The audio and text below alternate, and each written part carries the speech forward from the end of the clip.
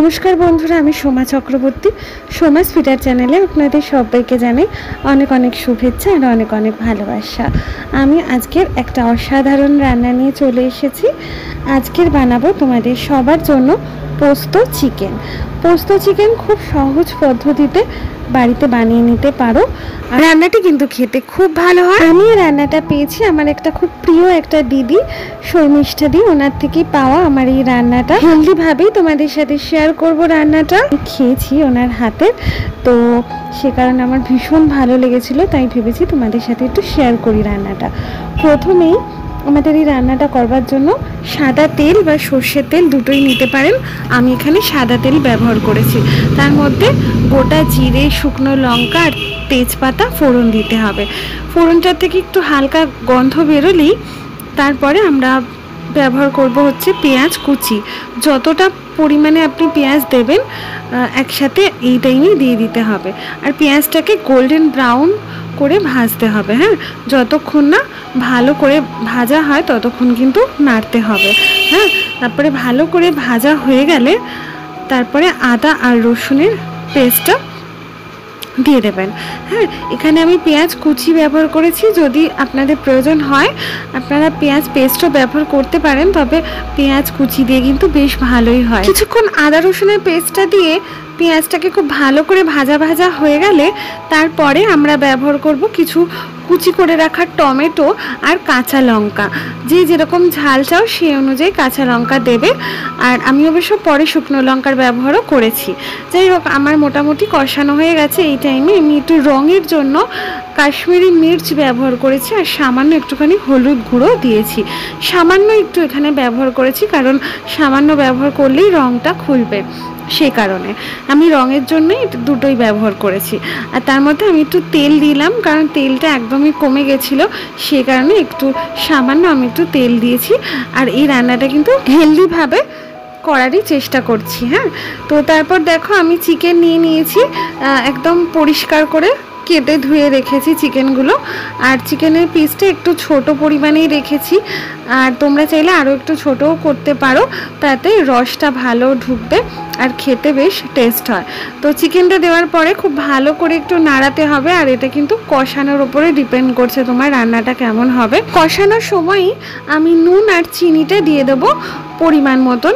চিনিটা আমি একটু স্বাদটাকে ব্যালেন্স করবার জন্য ব্যবহার করেছি, আর নুনটা তো পরিমাণ মতন তোমরা যে যেরকম খাও সেরকম দেবে। তো তারপরে ভালো করে কষাতে হবে। আর এই রান্নাটা কিন্তু প্রথম স্টেপটাই কিন্তু ভালো করে কষাতে হবে, যতক্ষণ না তেল ছেড়ে দেয় ততক্ষণ। আমি এই টাইমে দেখো আমি একটা পেস্ট বানিয়ে নেব, কাজু, গোলমরিচ আর হচ্ছে 2-3টে শুকনো লঙ্কা। হ্যাঁ, তো সামান্য একটু জল দিয়ে রেখেছিলাম। এবার এটাকে খুব ভালো করে একটা পেস্ট আমি রেডি করে রেখে দিলাম। এটা আমি পরে ব্যবহার করব। আর এই টাইমে দেখো আমি ভালো করে কষিয়ে নিচ্ছি মাংসটাকে। যতক্ষণ না তেল ছাড়ে ততক্ষণ কিন্তু কষাতে হবে। আর আমি এদিকে সাইডে আলুগুলোকে একটু ভেজে রেখেছি, তো ভালো করে একটু নুন হলুদ দিয়ে ভালো করে ভেজে রেখেছি।